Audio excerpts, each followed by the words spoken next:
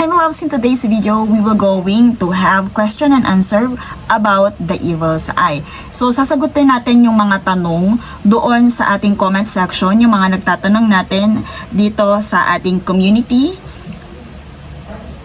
dito sa ating community section. Sasagutin natin yung mga questions dito sa ating community section, yung mga questions mula sa ating comment box about evil eye. Okay, so let's start.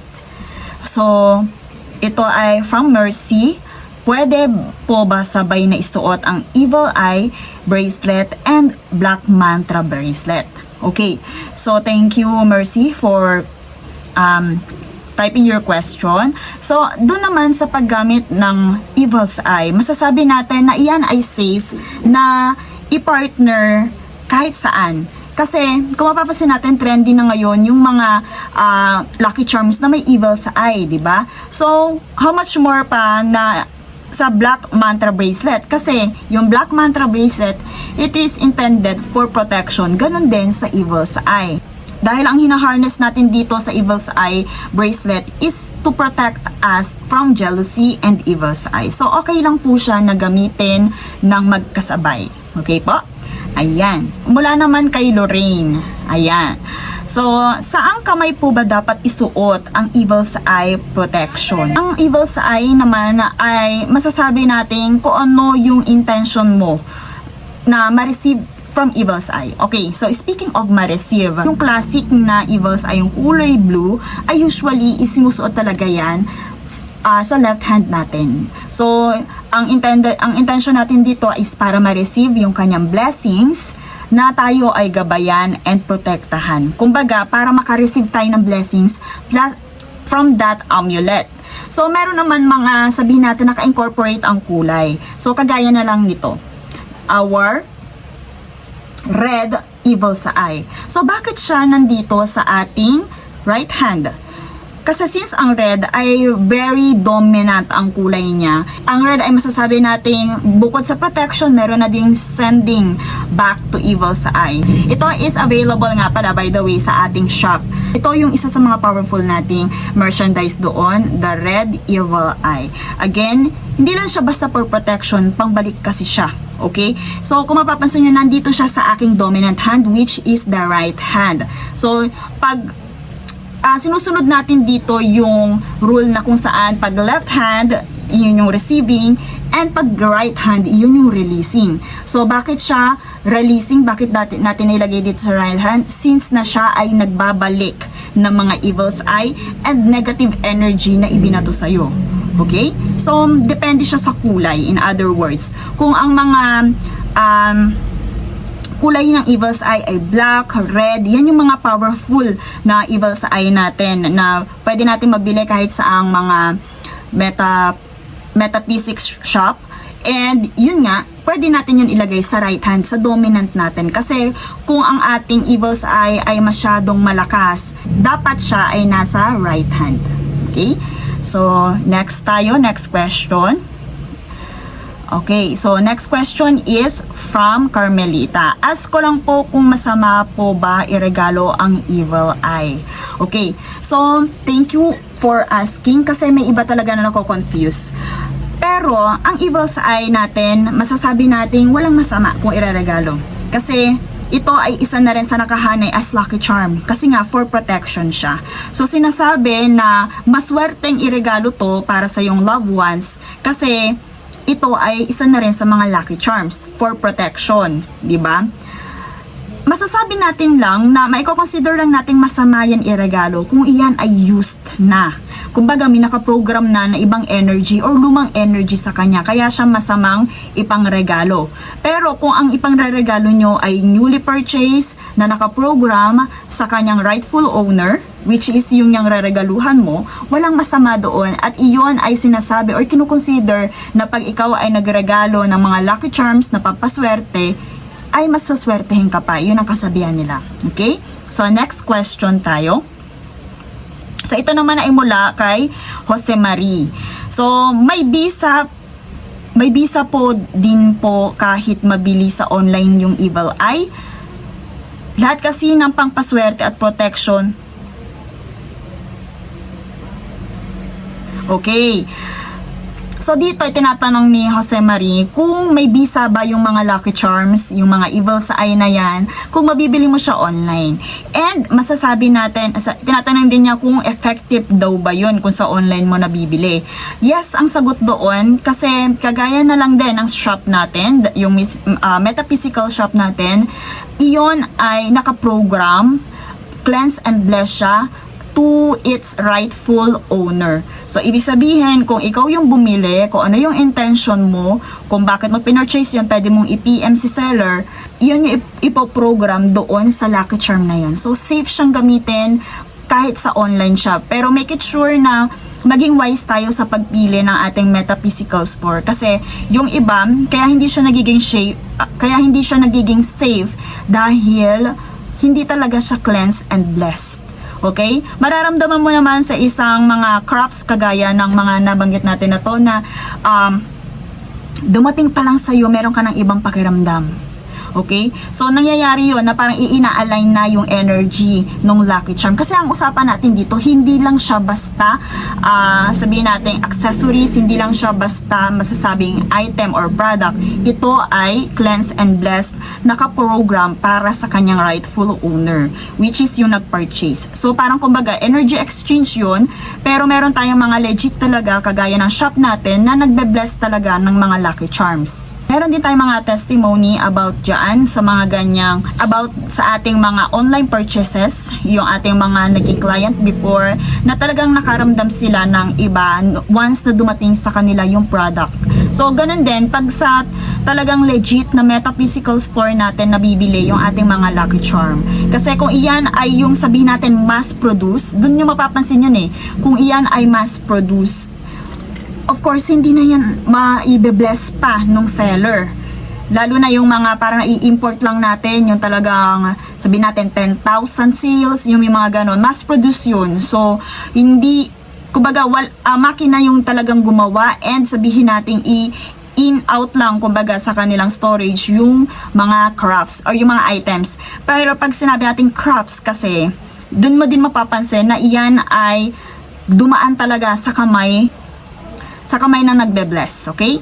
Next one naman natin ay kay August. May napanood po ako, sunugin na lang daw if may hindi magandang nangyari sa buhay nyo or sa buhay nila once na gumamit sila ng Lucky Charms. Okay lang po bang sunugin? Thanks po. Okay, so ito is medyo sabihin natin medyo hard question kasi practices na yung naka-amplify dito. Pero kung ang crystals ay sabihin nating medyo hindi maganda kasi nga ina-align din ng energy dyan. Kaya nga importante na iyan ay kine-cleanse, bine-blessed para ma-align doon sa kanyang new or rightful owner. So, dito sa pagsunog, masasabi natin na depende kasi kung ano yung Lucky Charm na yun. May iba ibinabaon sa lupa kasi ito ay nanggaling or ito ay earth element. So, may iba binabaon sa lupa, binabalik siya sa lupa. Pero, usually, yan talaga yung practices, ibinabaon siya sa lupa. Kung tapos na yung service sa'yo ng Lucky Charm, ibinabaon siya sa lupa.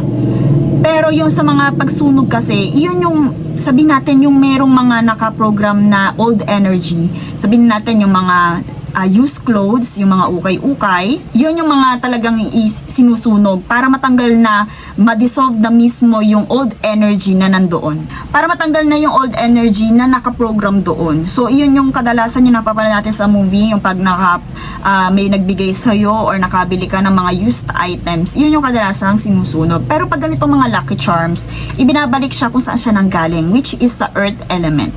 So, yung iba naman, hinuhugasan muna siya ng may asin, para sabihin natin, kasi ito ay bigay ng kalikasan to. Lahat ng to na ginagamit natin, bigay siya ng kalikasan. So, kailangan kung i-dispose natin siya, nandun pa rin yung respect and gratefulness sa ginawa nilang service sa atin or sa blessings na binigay nila sa atin. Kaya naman, kung ito ay masasabi natin, may mangyayaring hindi magandang dulot sa atin, maybe may mga nakaprogram na ibang energy doon. Yun nga, doon nga pumapasok yung mga used, yung may mga old or sabihin natin vintage, may mga memory na object na sabihin natin kailangan na din talagang i-dispose. Okay, next one naman tayo. Kay Monix. May evil eye bracelet po ako. Niregalo po ng boyfriend ko. Sa SM daw po niya binili. May nabasa po ako sa ibang comments sa ibang YT video na bawal daw mabasa ito. Yung sa akin po kasi nabasa, hindi ko po tinatanggal to ever since binigay po niya 2 weeks ago. Bawal po ba talagang mabasa? Saan po okay. Sana po mapansin, things po. Bawal ba mabasa ang evil's eye? So, kagaya ng binanggit natin, meron kasi tayong mga evil's eye na kung saan may mga gold-plated, di ba? Pero kadalasan sa gold-plated na yan is yung hindi talaga totoong gold. And masasabi natin hindi siya water safe. Pero makikita naman natin kung ang Lucky Charm ay nakatag as water safe, pwede naman siyang mabasa. Kagaya na lang din ng mga items natin, mga merchandise natin, mga water safe, nakalagay doon non-tarnish. So ibig sabihin, pwede siyang mabasa. So, meron tayo doon mga anklets dyan sa ating shop na masasabi natin talaga intended para isuot halimbawa sa swimming, sa beach. So, pwede talaga siyang mabasa. Kaya wala namang masama kung ito ay babasain. Kumbaga, nagiging bawal lang siya kung yung item, yung mismong evil eye or lucky charm is tarnish or not water safe, or sabi natin yung gold plated na hindi talaga siya water safe. So doon lang naman siya bawal, pero when it comes to their potency, okay naman, yun pa rin, nakaprogram pa rin yun. Okay, so ang hahanapin natin, my loves, is yung mga non-tarnish para hindi na kayo pa hubad-hubad pag kayo ay may mga outdoor activities. Okay, so by the way, sa paghubad, sige, tingnan natin kung meron tayong question about doon.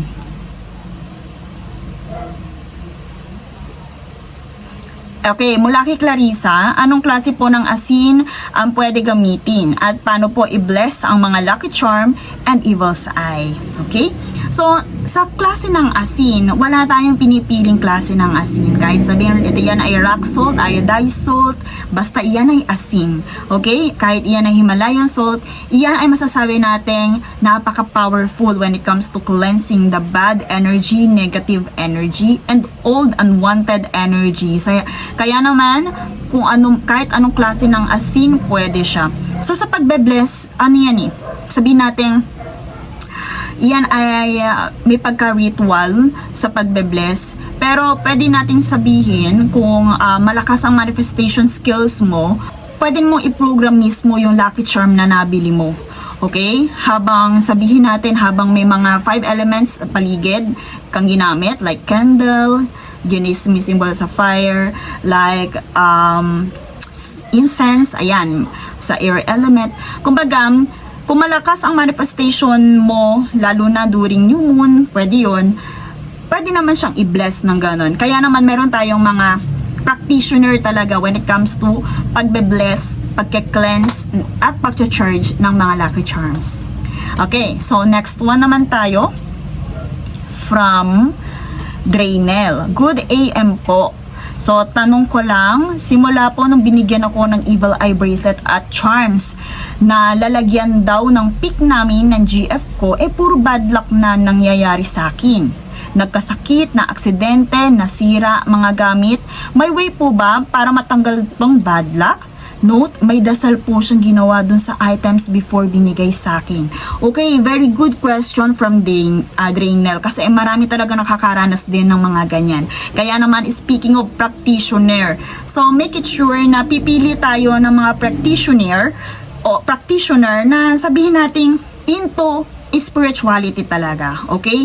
Into spirituality talaga na kung saan naman yung intention niya is yung from higher frequency. Kasi depende yan sa practitioner, lalo na binanggit dito na may dasal siyang ginawa. May ibang practitioner na masasabi nating gumagawa ng mga spells, gumagawa ng sigil na parang alam nyo yung pang-gain sa kanya.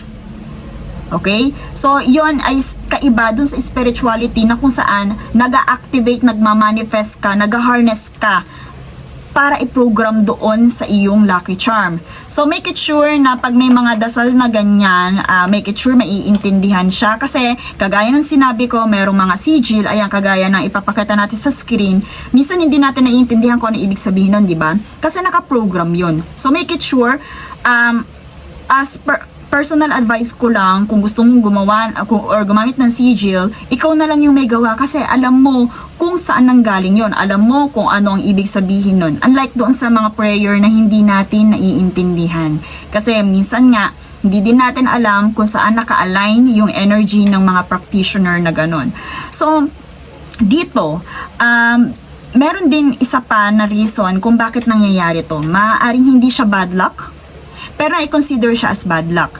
Kasi dito, masasabing may iba, i-cleanse muna. May ibang lucky charm, nandun muna sa sabihin nating nasa purging. Parang i-activate yung iyong purging, yung iyong spiritual awakening by having ganyan, yung mga ganyang klase ng challenges. Kumbaga, lalo na kung ang iyong naging intention is to banish, to sabihin nating to cleanse, to banish, to block all the negativity. So, yun, medyo maganda kapag gano'n ang iyong intention. Kasi, for sure, may mawawala sa'yo.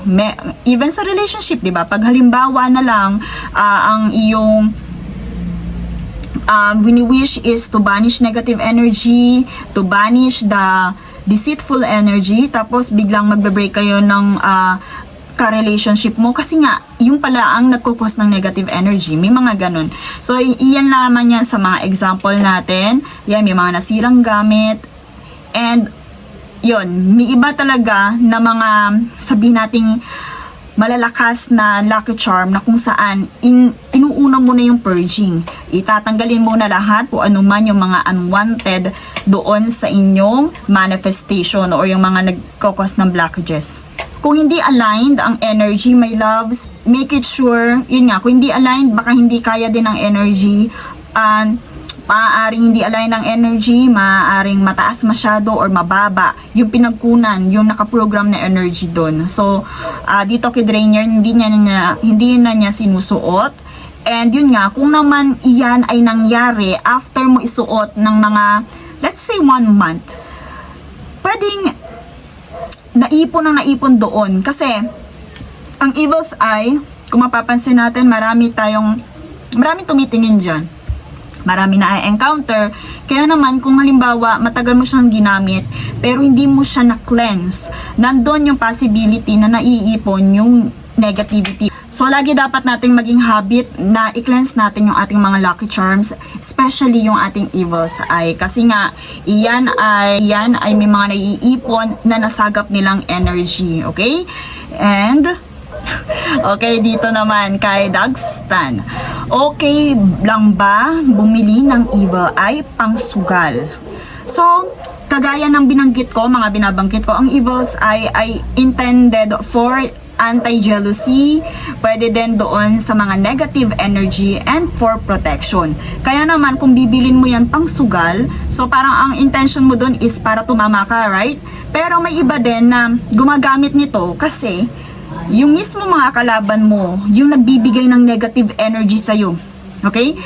Yung mga mismong kalaban mo or nasa paligid mo, yung nagbibigay ng negative energy sa'yo, kaya nabablocks yung winnings mo. May mga tendency ganon. Kaya naman, kung ikaw ay bibili, yes, pwede kang bumili ng evil eye. Pag ikaw ay magsusugal, pwede mo yan isuot. Pero ang bilin mo ay kagaya nito na kung saan nagre-return. Nire-return mo sa sender yung binabato nila sa'yo. Okay? Para hindi ma-blocks yung iyong winnings. Pero kung pang-attract siya, parang kumbaga, in-intention mo siya pang-attracts ng panalo, hindi evil sa eye ang pwede mong isuot doon. So, ang pwede mong isuot, isa na dito is yung ito, tiger's eye. Okay? Okay, si Boy Kylo. Ma'am, legit po ba ang piyaw? Yes, kagaya ng sinabi ko doon sa ating mga previous video, legit ang piyaw. So, lalo na pag mag-New Year, maganda siya. Actually, doon ako sa lucky charm na yon nag-start. Sa piyaw. Kasi, good for, alam niyo, pang-attract talaga siya ng positivity. Kaya yes, and sa magkano, kagaya ng binanggit ko, may mga piyaw tayo na authentic gold talaga siya. Okay? Kaya depende siya kung anong klase siya. So may piyaw na authentic gold at meron din naman na tayo nabibili yung mga gold plated. So depende talaga siya. Meron tayong mga parang kumbaga mura, pero yung iba medyo pricey siya kasi yan ay depende do sa practitioner kung legit ba or talagang nabe-bless ba talaga yung piyaw. Okay, so dito naman, nice question from Bernadita Salazar. Aray ko pa eh.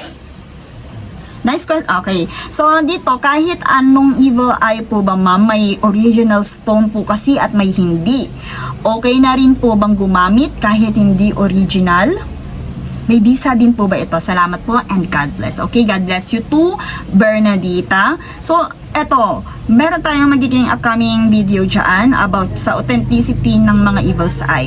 Pero, yes, kahit anong evil's eye siya, since na iyan ay amulets, kaya nga meron tayong mga stickers, meron tayong mga nakikitang mga amulets na pangsabit sa punto. Kahit hindi siya talaga original na evil na stone na evil eye, kasi yan gawa lang din yan sa acrylic. Yung iba nating mga kagaya nito, ito is made from glass, meron naman iba made from acrylic, plastic acrylic. So doon sa authenticity naman ng stone, kung yun ang pag-uusapan, yes, merong yun ay highly recommend na kailangan authentic stone siya. Yun nga yung nakakapagpapotent ng mineral na to or ng stone na to. Kung mapapansin natin, merong mga plastic, pero nasaan yung ibibigay ng good energy and frequency kung plastic siya? Kasi mapapansin natin, natural stone ang mga tawag dito. Pero kaiba yan doon sa evil eye, kasi yung evil eye may drawing siyang eyes. At iyon yung masasabi natin pambulag na tinatawag. Okay?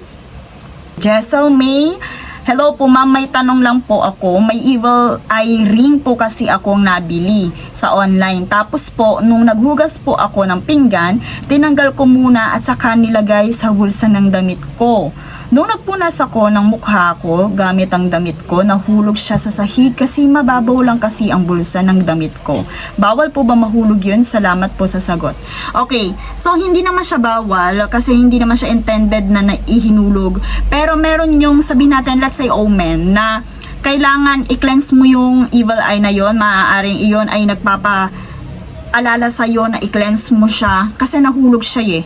So, kung ano man yung hatid nun, kailangan i-block mo yon or itanggal mo kung ano man yung ibig sabihin ng omen na yon. So, pwede nga i-cleanse natin. I-cleanse siya pero pwede naman siyang isuot ulit.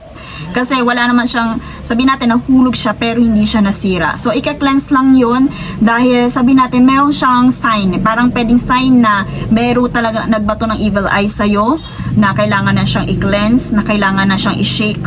Okay? So, yun lamang yun. At pwede pa ulit siyang isuot. Okay, so dito naman kay Marie, bakit sabi nila dapat ang ulo kailangan sa labas nakaharap? So, iyon ay sabihin natin, meron pa rin kinalaman sa left and right, receiving and releasing. Pwede na sinasabi kaya nakalabas ang ulo ng piyaw is para sa protection, para sa pagre-release ng protection nito, ng energy nito. Okay? Pero kagaya nga ng sinabi natin doon sa video natin na nakapaloob yung ulo para sabihin natin ma-summon or sabihin natin ma-activate mo, ma-embody mo yung blessing na bigay niya. Pero dito naman sa paglabas ng ulo, nandun nga parang kumbaga i-release mo na, nandun ang protection, nandun yung sharing. So yun yung ibig sabihin or meaning paglabas at loob ng ulo ng piyaw. And that's all for this question and answer. Magkakaroon pa tayo ng maraming question and answer about sa lucky charms and evil's eye.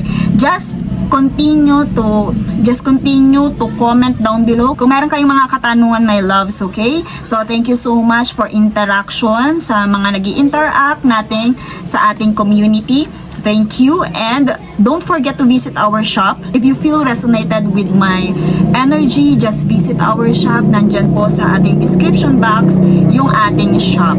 And kagaya ng lagi nating paalala, ito ay magsisilbing gabay lamang para maging karagdagan sa inyong mga kaalaman and also protection. So, let's respect each other sa mga naniniwala kagaya nito kasi tayo ay may iba't ibang belief system. Okay, my loves? And that's all. See you sa part 2 ng ating question and answer portion.